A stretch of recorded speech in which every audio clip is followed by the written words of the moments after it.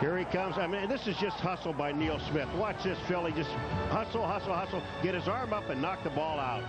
Score at the half. Denver 7, Kansas City nothing. We'll send you to Greg Gumbel in our NFL on NBC halftime show in New York after these messages from your local station.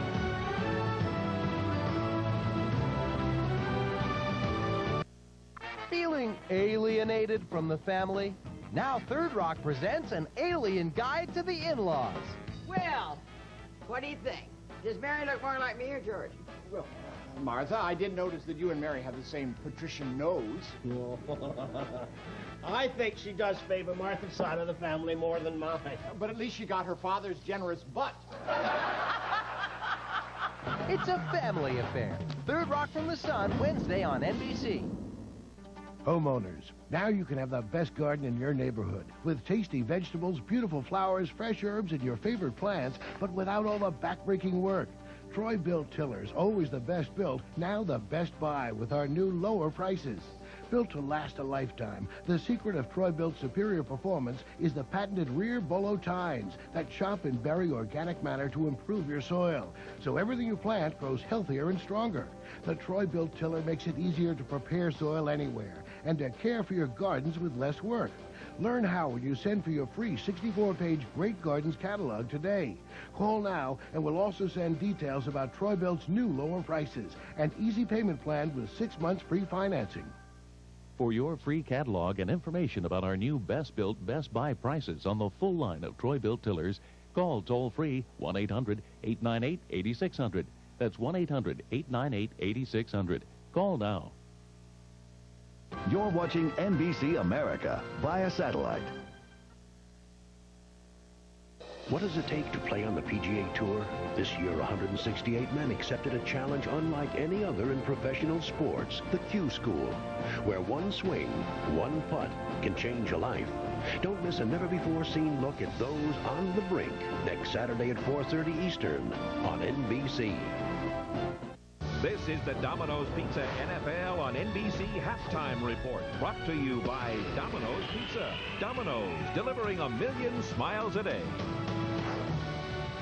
And four of them right here. Greg Gumbel along with Cris Collinsworth, Sam Wyche, and Joe Gibbs. At halftime, the Denver Broncos are leading the Kansas City Chiefs by a 7-0 score. We will talk about that game in a moment. But first, yesterday's AFC Divisional Playoff Game won by the Pittsburgh Steelers 7-6 over the New England Patriots. With just over 3 minutes remaining in the game, the gutty Patriots stuffed Kordell Stewart on a 4th and goal at the 1. A field goal would have put the Steelers up by 4. After the game, Bill Cowher was critical of his own decision to go for it.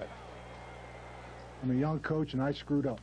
I should have kicked the field goal. I really feel that way. There is no way I shouldn't have. I got caught up in the emotion of the game. I'm 40 years old. I made a mistake, and they bailed me out. Well, you have to admire Bill Cowher's honesty. We are joined live now by Steelers quarterback Kordell Stewart. Kordell, first of all, congratulations on the win yesterday. Tell us what went on the sideline talking about the decision to make that, to go for that 4th and goal. Well, it was a situation where we had an option to run a couple plays, and the coach wanted us to go for the sneak, and just sitting here hearing it, I mean, that's good that he apologized, but I feel he really didn't need to apologize because the decision he made was a decision that he wanted to make. And we was in we had a 50-50 chance of getting that touchdown, and the way the defense was playing all day, if we didn't get it, they was going to be on the -1 yard line, and they were playing wonderful yesterday to a point where, hey, if they go all the way down and get that touchdown, they deserve to win. But obviously our defense did a great job of stopping those guys. Yeah, Kordell, after the game, he apologized to the team. Did that surprise you guys, and what did you think of that? Well, I think it was a wonderful thing to do. It was very honorable. I mean, obviously, you know, being a head coach, you don't have to apologize to anybody. But yet he came down and he said, hey, guys, you know, I'm sorry for going out there and putting you guys in that situation, but yet at the same time you bailed me out. And you know, I appreciate that a lot as a quarterback, and I'm more sure the other teammates on this team appreciate it also, because not too many coaches are going to come up and say things like that. But it just lets you know where he stands with this team, and he respects everybody, and I'm more sure everyone on this team respects him also. Kordell, did you tell him there's no such thing as a bad decision when you win a football game? What difference does it make at that point? Well, to be honest with you, man, it does. I mean, when you're playing in a game like this, and obviously we were playing at home, you know, you want to make some calls like that. I mean, you have confidence in your offense to go out there and make some plays, and you know, you always having this situation where you're making a 50-50 chance of doing whatever you want to do to try to convert and make some things happen. And that was one of the plays he wanted to call to try to sit up there and go for the touchdown. I mean, early on in the game, it was a fourth down call where I think it was like 4th and 2 or 4th and 3, and we punted it off, and we wound up getting them inside the 10 or 20-yard line or something like that. So, you know, it's all about decision. This game is all about inches, and you know, it just so happened we won by 1 point, and hey, it doesn't matter as long as you win. That's all that matters. Let's not talk about the one where you didn't get in. Let's talk about the one where you did. That long run down the sideline. Talking about a game of inches. Looked like Todd Collins missed you by about an inch, and maybe even just gave up on the play and let you scamper down the sideline. Well, you know, I just try to show my skills just a tad bit. No, but it was a play that we had designed, and just try to convince the guys that I was going to pass it, and no one really stood back or anything to try to bite on the pass or any crossing guys coming. Obviously, there wasn't anybody coming, but it just so happened that Mark Bruner did a great job of blocking the defender, and I saw the hole between the two because there was somebody inside, and I just tippy-toed down the sideline. I was looking back because I was amazed that I was so wide open in the field, and I looked back to see if there was any flags, and all of a sudden there wasn't. I just kept skipping my way in the end zone and was very enthused about that. Kordell, we're not kidding anybody here. The Pittsburgh Steelers are hoping the Denver Broncos win this game here this afternoon, right? Well, I mean, right now, I mean, yeah, deep down inside, you know, you would love to have that opportunity. Just say yes. You want to play at Three Rivers? Just say yes. I'm not going to say yes because, I mean, it's a time now where, you know, you have to win. I mean, regardless of where you are, because we could have easily made a few mistakes yesterday and caused ourselves to lose that game even though we were at home. So right now, it really doesn't matter where we are. It's just a matter of how well we play, how well we prepare, and as long as we come out with a W, man, that's all that matters. But, hey, we would love to play at home. Don't get us wrong. I don't doubt it. Wherever we are next week, we'll see you there. Kordell, thanks very much. Kordell Stewart. Now, let's talk real quickly to our coaches. What would you guys have done on 4th and goal in that situation, Sam? Me, I'd have given the ball to Jerome Bettis and then handed it over to the defense. You wouldn't have kicked the field goal? I wouldn't have kicked the field goal. I'd have gone for it. And, you know, he's saying he apologizes. Either call's okay, but I'd have given it to Jerome Bettis and then turned it over to the defense. Look what they did. They got the ball back. Joe. Well, if you remember in the game, I did. It wasn't second guess, and I said I would kick the field goal here. I did say that. You're my witnesses. Yes, I did. But the one thing I think that Coach Cowher is doing here, he's apologizing. Who you're apologizing to? I know I was in that situation. You call plays offensively, you apologize to the defense. What he's saying there, hey, look, guys, I put you in a bad situation there. So I think that, but only the coach knows what kind of confidence you have in the play.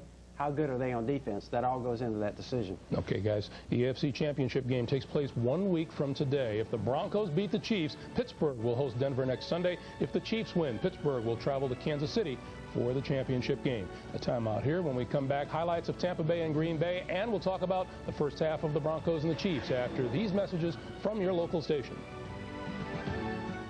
The air traffic network protects countless passengers. There's a flaw in the system. It anticipates every emergency. It can't stop 15 million people from traveling today. Until somebody sabotages it.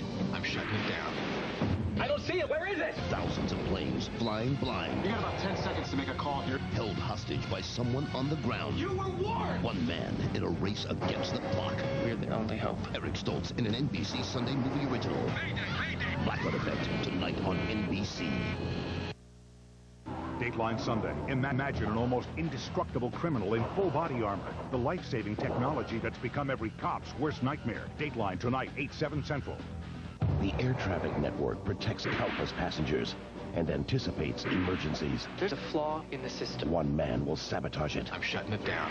Thousands of planes flying blind. You were warned! As man races against the clock. We're the only hope. Eric Stoltz. Blackout Effect, tonight on NBC. You're watching NBC America via satellite. There's a land that has the colors of the world.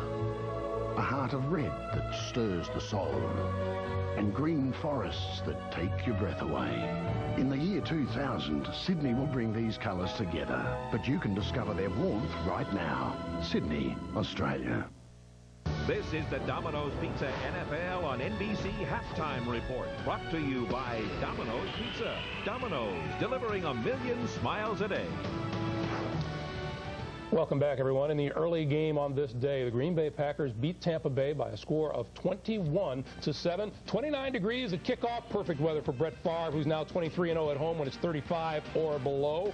First quarter, Green Bay second possession. Favre on the rollout to tight end Mark Chmura. 3-yard touchdown. Pack off to an early 7-0 lead. They led 13-7 in the fourth when, from the 2-yard line, Dorsey Levens takes the handoff, bounces off a defender, and finds the end zone. 112 yards rushing for him, a Packer playoff record. Green Bay wins 21-7. They face San Francisco in the conference final next Sunday. Remember, the last 2 years, the Packers have eliminated the 49ers. In this game, at halftime in Kansas City, the Broncos lead the Chiefs 7-0. Sound the horns. Joe Gibbs and his halftime adjustments. Well, let's face it, all my adjustments are going to be for the offense because both defenses are playing great. And I'd start off by saying that Kansas City is playing John Elway and the receivers very tight man-to-man coverage.